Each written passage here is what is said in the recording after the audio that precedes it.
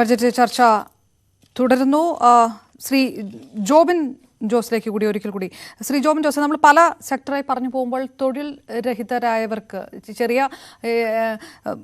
സ്റ്റാർട്ടപ്പുകൾക്ക് കൂടുതൽ പ്രാധാന്യം നൽകുന്നതിനൊപ്പം തന്നെ ഈ തൊഴിൽ രഹിതർക്ക് വേണ്ടിയുള്ള ചില പ്രഖ്യാപനങ്ങൾ, നാഷണൽ അപ്രന്റീസ്ഷിപ്പ് പ്രൊമോഷൻ സ്കീം അടക്കമുള്ളവ, 47 ലക്ഷം യുവതികൾക്ക് സ്റ്റൈപ്പൻഡ് എന്നുള്ളൊരു കണക്കൊക്കെയാണ് അതിനകത്ത് വരുന്നത്. പര്യാപ്തമാണ് ഇന്ത്യയിലെ തൊഴിൽ രാഹിത്യത്തിൻ്റെ ഒരു കണക്ക് വെച്ച് നോക്കുമ്പോൾ ഇപ്പോഴുള്ള പ്രഖ്യാപനങ്ങൾ ആ ഒരു മേഖലയെ അല്ലെങ്കിൽ ആ ഒരു സമൂഹത്തെ അഡ്രസ്സ് ചെയ്തുകൊണ്ട് ഇപ്പോൾ വെച്ചിരിക്കുന്ന പ്രഖ്യാപനങ്ങൾ അത് പര്യാപ്തമാണ് എന്ന് കരുതുന്നുണ്ടോ?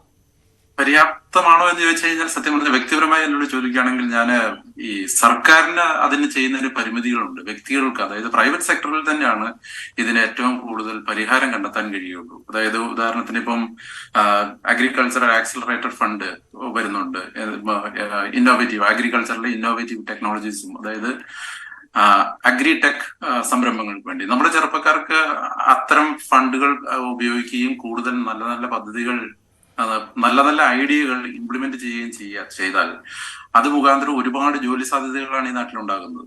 ഗവൺമെന്റിന് ആ രീതിയിൽ സഹായിക്കാനേ കഴിയൂ എന്നുള്ളതാണ് എനിക്ക് തോന്നുന്നത്.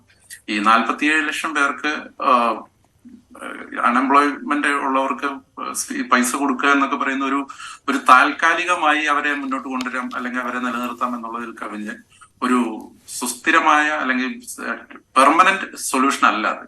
അതിന് കൂടുതൽ പ്രൈവറ്റ് സെക്ടറിൽ തന്നെ കൂടുതൽ നല്ല നല്ല വ്യവസായങ്ങൾ വരികയും കൂടുതൽ ഗ്രീൻ ഇക്കോണമിയെ ബേസ് ചെയ്തിട്ടുള്ള സംരംഭങ്ങൾ ആരംഭിക്കുകയും വേണം. അപ്പം സർക്കാർ ആണെങ്കിൽ ഇപ്പോൾ ഒരുപാട് സ്പെൻഡിങ് 2 ലക്ഷം കോടിയാണ് അടുത്ത ഒരു വർഷം സ്പെൻഡ് ചെയ്യാൻ സർക്കാർ ആലോചിക്കുന്നത്. അത്തരം ബഡ്ജറ്ററി അലോക്കേഷൻസ് വരുമ്പോൾ തന്നെ ഒരുപാട് എംപ്ലോയ്മെന്റ്സ് രാജ്യത്ത് ഉണ്ടാവുമെന്ന് തന്നെയാണ് എൻ്റെ ഒരു വിശ്വാസം.